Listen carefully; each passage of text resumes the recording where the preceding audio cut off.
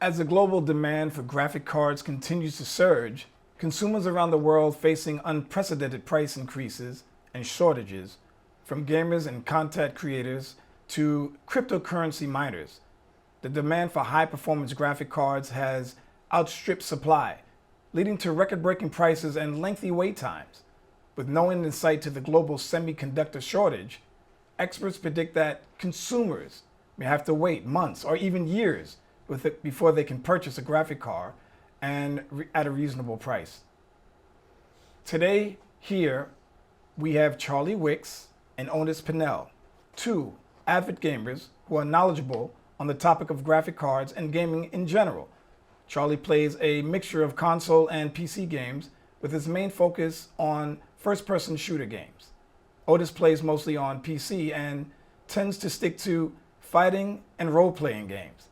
Otis also knows a fair bit about crypto and the damage it has on the environment and on GPU prices.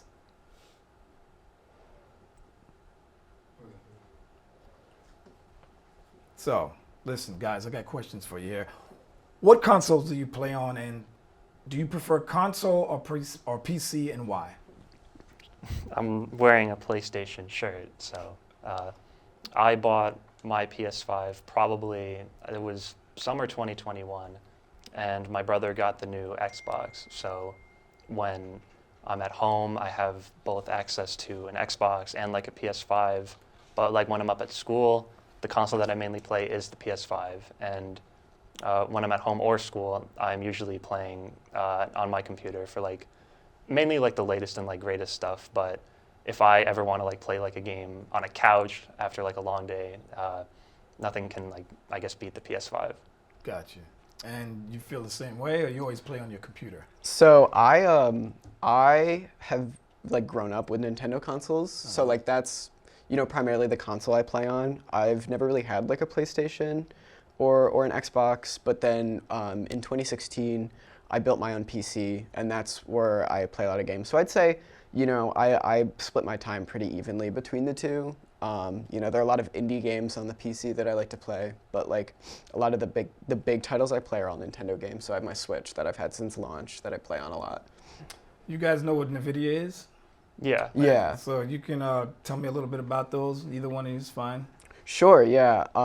I have an NVIDIA graphics card for my PC. It's my second graphics card that I had. The previous one was also an NVIDIA card.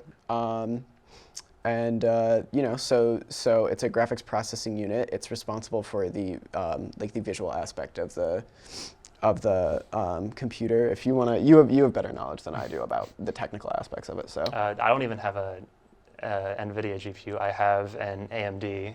That is their like biggest competitor, even though like they have like such a small market share.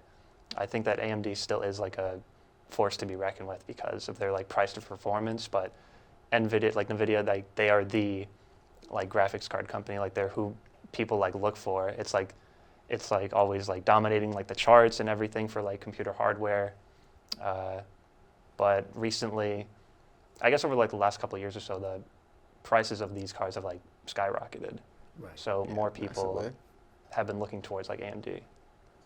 So you have noticed an increase in pricing of all those products over the years, right? Yeah. Oh, most definitely. Yeah. So like I'm currently sort of like looking around at like trying to get newer like components for my PC because it's getting a little bit old. I want to be able to play. A lot of the games I play aren't super graphics intensive, but I want to be able to have that option if I want to. Right. And it's like the barrier to entry is just climbing pretty severely. It's like it ebbed and flowed a little bit recently, but for the most part, it's skyrocketed. Why do you think it's increasing though? Because of their popularity, you think, or just you can't get the part, or? So when there was the huge crypto boom, back in like 2017, you saw like a huge jump, and then over quarantine when like blockchain became like pretty much like a household name, Right. and like you had a lot of people trying to do crypto mining on their own, a lot of people getting into like the NFT space. Mm-hmm. The processing power that these GPUs possess is like really good for crypto mining. So you had a lot of people trying to like DIY crypto mine by like buying up a bunch of GPUs. So like the demand went up and the supply went down. It was mainly, I guess, the crypto boom plus the pandemic plus the semiconductor shortage. It was kind of like a perfect storm for like these like prices to like start hiking up like exponentially, and to an extent we're still seeing that today. So they were like price gouging because of Yeah, it was mainly like In a scalpers way. and like other people like price gouging, Yeah. but Hugely. buying them up and then selling them for 3 times the amount that they were worth, right? Oh yeah. my graphics card, it's not, my old one wasn't a NVIDIA, but I was like kind of tempted to sell it like during like the crypto boom, Right. because I bought it new for like $200, but like during the pandemic I could sell it used for upwards of like 500. Wow, It It was was- really Wow. insane. It was Yeah. crazy. that's great. That would have been a nice turnover profit, but then you wouldn't be able to play the games that you want to play if you gave I'd that have up. to I'd have to sell to a crypto miner. Yeah. Yeah. So, so do you think the cost of the GPUs is justified due to the increase of the video quality, or manufacturing taking advantage of the consumers and demand, or do you think does the cost weigh what you're getting for it? You know what I mean? I think a lot of like these huge price increases are like on like secondhand shops too, So I think it's like it's pretty like it's like a manufactured sort of like price increase. Right. It's pretty unjustifiable in my opinion. And it's like it is based on demand obviously, but like you have these pretty artificial increases in price due to, something that like these units are inherently not designed for. Right. So I wouldn't go so far as to say it's like insidious, but I do think it's pretty unfair, pretty like dubious. I don't know about you. I wouldn't say that it helps that companies like NVIDIA, they have been like price hiking like their recent graphics cards, but that's because they're just like making them so much like larger and like more powerful, to the point where like an average consumer looks at it and they're like, I don't see like any kind of like need for this. Why should I buy a $1,500 graphics card just to play games? Even like the mid-level graphics cards are like $600-$700 from NVIDIA. It's crazy. Wow. So do you think the crypto mining has anything to do with it? I think that's, a major component of it, honestly. Like, because crypto has become like a big thing, and of course now it's sort of like waning in popularity. Not like to the point it was before the boom, where like it was a pretty niche thing, but I do think like crypto has like a large place in the blame when it comes to like those price hikes.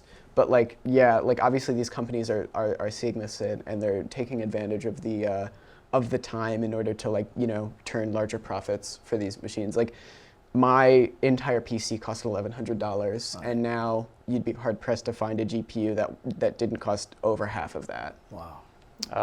I think that it has to do with both like crypto miners like shelling out like tons of money for like these machines that they could like mine with, and then it's like companies like NVIDIA, it's like a push and pull, like a push from like the crypto miners and then like a pull from NVIDIA by like making like these super powerful, like super expensive graphics cards, because they know that there's going to be like a demographic of people who are going to buy it, when in reality there's like a lot of consumers who don't want to spend upwards of like $1,000 on a graphics card just to play games. Right. So how do we combat that? Just like not buy it, or or is it a good thing that they're increasing, making it harder for other people? Because the average person just can't go in there and buy it. It's not like a piece of candy. You know what I mean? Yeah, I think like by making these pieces of technology more inaccessible, like not only are these companies like, in the long run shooting themselves in the foot, but they're also, PC gaming has been increasing in popularity ever since its like inception. Like, PC gaming has been around as long as gaming has been around in general, but like, over the course of the 21st century, it's obviously seen this huge jump in popularity, and like I think that all this is going to do is like stunt that. It's going to push people towards like prefab, like pre-modeled like gaming laptops or gaming PCs themselves. So, it's I'd say it's a pretty bad thing. It's like there's no winning in this situation, unless of course you're a crypto miner. I guess to combat this, I guess don't buy it. Maybe buy from like AMD, who have like their cards are like a lot cheaper and they have like a lot of the performance. But even then, you wouldn't get like some of like the higher end features that like NVIDIA graphics cards have, like RTX, like ray tracing, like DLSS, things like that. Right. But for a lot of consumers, there isn't really like much of a choice because a lot of PC games are like optimized for like NVIDIA hardware, and they're just like getting more and more expensive. Right. Yeah, like a lot of the industry has sort of like the infrastructure around it has been built around NVIDIA, which I mean is also like that's a business problem, you know. It's like, I'm not going to call it a monopoly, but like when you have such a large share of the market and there's so many, you know, things that are optimized for your hardware, you know, like you could boycott. It could work, but of course boycotts, you know, are dubiously successful. You know, obviously, I think another solution would be, you know, better government regulation on crypto, you know, on tech. That's like, there's been a history of lack of regulation on tech companies, you know, and that may not be a very, you know, savory answer for a lot of people, but you got to remember that a lot of guys that are running the government, they're like 150 years old. They're not really into gaming. They don't know. They have no idea what you're talking about. They act like they do when they interview them on the news, but and that's the truth. There's not even a huge tech lobby, you know, in DC, right. But still, you sort of have these companies that are allowed to just like run rampant and do whatever they want. So, do the games really look much better with the GPUs? Do they look? Yeah, I mean, you'd probably speak more on this than I could, but it really like depends. Like we've been seeing like such like large like leaps in like performance and like new cards and things like that. But the graphics themselves, I feel like haven't like changed all too much. But I feel like now it's more about, or for a lot of people, it's more about like performance and how like smooth it can run while maintaining like the graphics that we have now. That's really where it is. You're going to continue to have games that are going to require, you know, like more and more power for performance. That's just the trend it is. Of course, at some point you're going to hit like a point where like how much better looking are you going to be able to get video games, and you know, so that amount of power is you don't know how much more powerful these things are going to be able to get before it just comes to a point where it's like, oh, it's completely imperceptible from like, you know, your ability to like see. So, or you could just like buy a PS5 for like $500 and then run games in 4K. Yeah. And then they're perfectly like optimized for said consoles and they look fine. All right.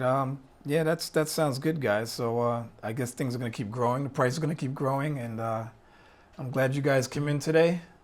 And I got to thank Charlie and Otis. Yeah, thanks for having us. Thank you so much. Doing a great job and having a lot of information on everything we talked about. So it's me, Ray Goodlett, Purchase Broadcast News, signing off. Y'all be cool.